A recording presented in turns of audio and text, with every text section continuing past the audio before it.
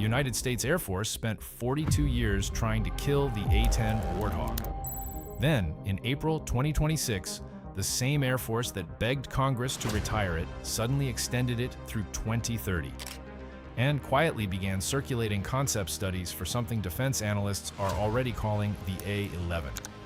A jet designed in the early 1970s to hunt Soviet tanks across the Fulda Gap is now strafing Iranian small boats in the Strait of Hormuz, knocking Shahed drones out of the sky with laser-guided rockets and flying close-in combat rescue against a real shooting enemy. The Pentagon spent decades arguing the Warthog was too slow, too vulnerable, too analog for modern war. So, when modern war finally arrived this year, why did they reach straight for the analog jet? And why are they now sketching its successor? The answer involves a half-century brawl between the Air Force, Congress, contractors, and the soldiers on the ground.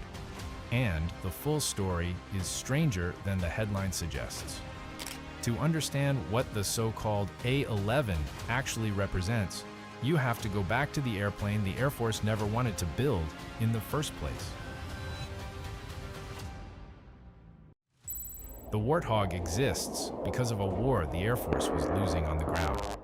By the mid-1960s in Vietnam, fast jets like the F-4 Phantom were screaming over jungle canopies at speeds that made it nearly impossible to identify friendly troops, let alone protect them.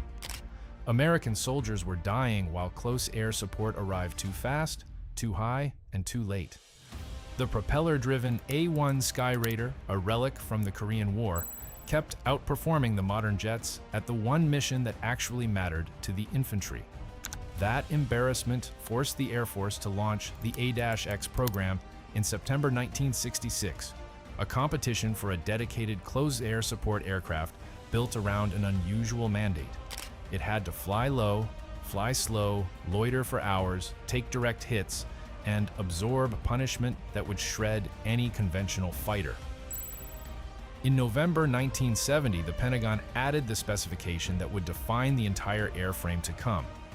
The aircraft would be built around a 30mm rotary cannon capable of killing Soviet armor in a single pass. Two prototypes flew off in 1972.